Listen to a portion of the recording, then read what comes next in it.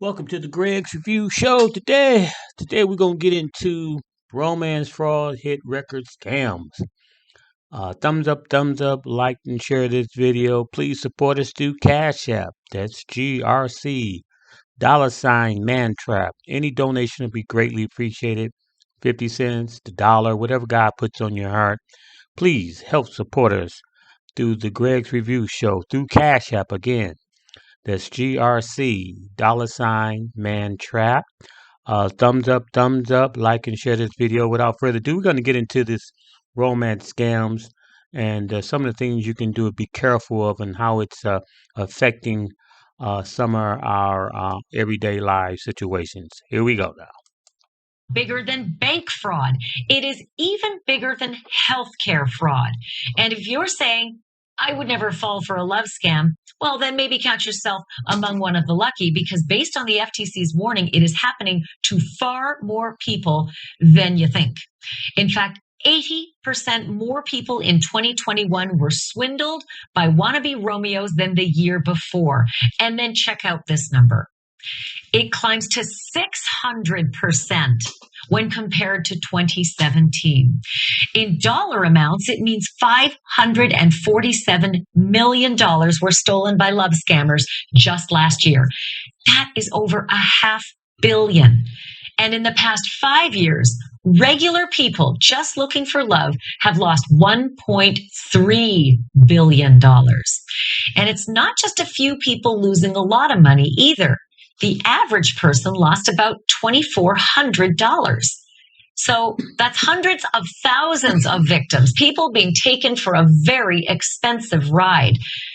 But why are they being so easily taken? We all know the con artists are out there. I mean, right now, one of the most popular Netflix movies out there is a documentary called The Tinder Swindler, a true story about a serial romance scammer. So shouldn't people know better? The problem is the internet and online dating. While it has done wonders for helping people find that special someone, it's also made it much easier for crooks to find that special someone. They can cast a wider net, they can pose as anyone they want, and they can learn everything about you before you even think about swiping right. I want to bring in someone who unfortunately knows all about this and all too well. Rebecca D'Antonio lost $100,000 to an online dating con man. Rebecca, thank you so much for joining us tonight. Tell me what happened to you. Well, firstly, thank you for having me. I had never tried online dating before, and I had never even known that romance scams were a thing. So, of course, when it happened to me, it took a while to sort of figure out that that's what had actually happened. A friend of mine had decided that she was going to try online dating, and she had never done it before. And since I hadn't been in a relationship in a while, I thought, well, this is, feels like a new thing. Let me give it a shot. And so I signed up on a site that I knew to be, or at least thought to be, reputable, which was OkCupid. And I knew it to be reputable because I know friends that have met their significant others and are married with children now. So I thought that, okay, well, I'm going to be really smart about this. I really don't want a one-night stand or, to be a notch in someone's bedpost. So I'm going to basically put in my profile that this is the box that I come in. This is what I expect in a relationship. This is what I won't put up with in a relationship.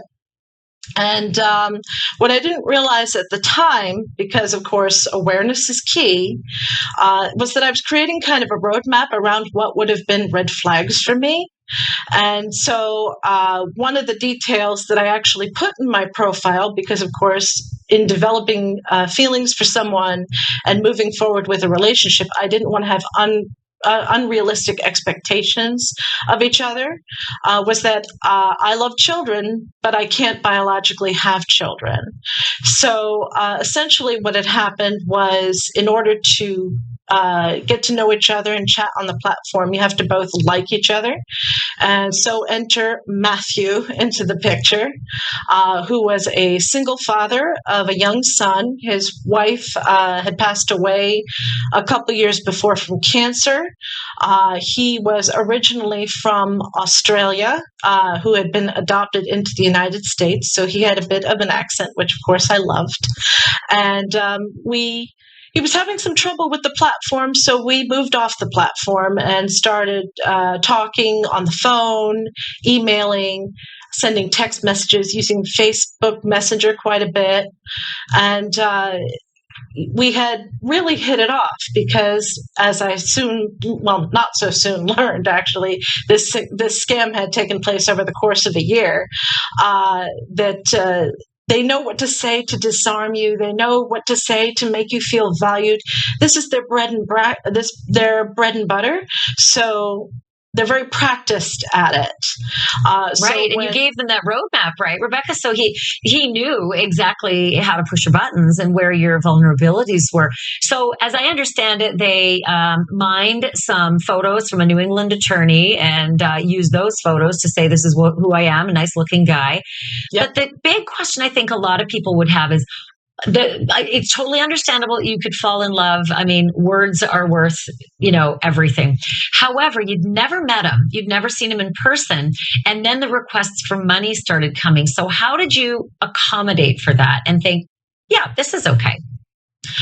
Well, we had decided that we would meet after his next business trip, which he was actually taking his son on. And he was an oil magistrate, an oil contractor. So a lot of his travel was international. Election alert. Election day is on November 5th. Who you vote for is private, but if you vote is public information. After this election, your voting record will be updated, and your friends and family will be able to look up how often you vote. So vote on or by Tuesday, November 5th.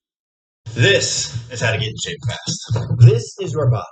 These balloons represent your internal organs, and these. And so while he was on that business trip, they looked for that hook.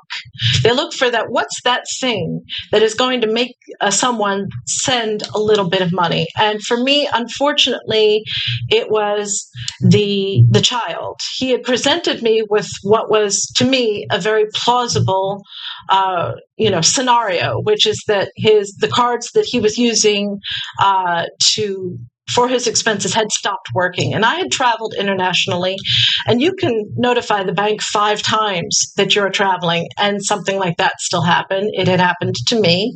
So to me, that was very plausible. And I had asked all the questions one would ask, like, gee, isn't there someone else that you could appeal to? We're very, relatively new in this relationship. We still haven't met yet in person. This is a work trip. Can't your work help you? And of course, he's an independent contractor, so that complicated matters. They have an answer for everything. He don't did. they? He did. He had an answer for all the things. So, and the hook that got me was the fact that his son was with him. Was I going to be the horrible person that left a child in a bad situation? Of course. Again, pressing your buttons because he knew about your desire to have children and couldn't have them. So here's the big question. At some point, you realized that you were in the hole for $100,000 and you started to recognize that this was a scam. When you confronted him, as I understand, you've been very public about this, you told him that you were at such a depth in your life because of this that you were contemplating suicide. What was his response? I will never forget. We were speaking on the phone. It was the last time that we spoke. And the level of indifference in his voice when he said this to me, I'll never forget it. He said, well, you have to do what you have to do. It's unbearable to think that. Did anyone ever help you? Did anyone ever trace who it was? Did you find out who it was? And I guess most importantly, did you get your money back? Well, I had at the time that this was all kind of wrapping up and I was entering the next phase of my nightmare, which ended up being bankruptcy.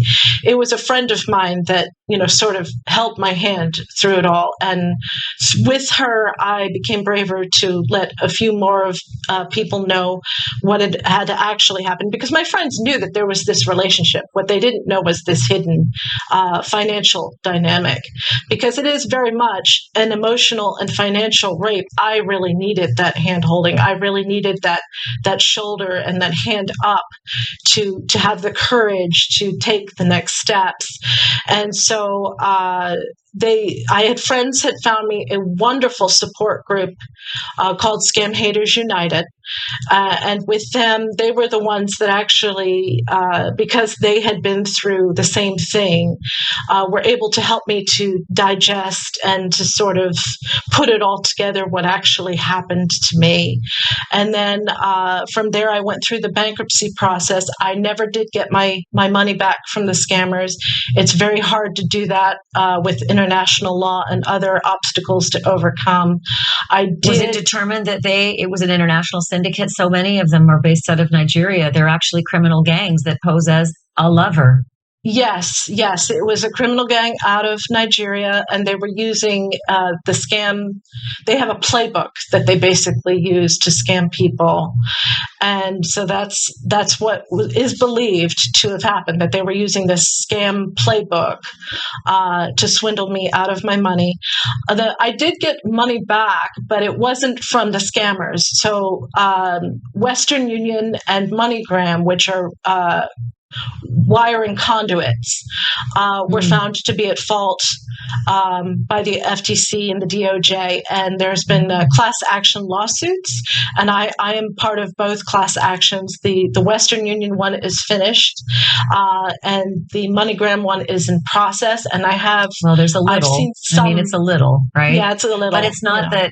It's not the heartache. You can never get that back. Rebecca, thank you for sharing this. I know you share this so that other people can be aware that there are real victims that can fall for this.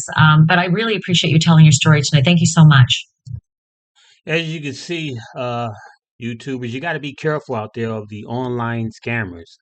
These guys are out here. They're swindling people out of money. As you can see, this lady lost she lost $100,000 and was swindled out of through this online dating scams. Ladies and gentlemen, please never send any money to these scammers. Never give them personal information. Never tell them where you're at, where you live at, where you work. Never give them your social security number and personal information. Never give these cats that.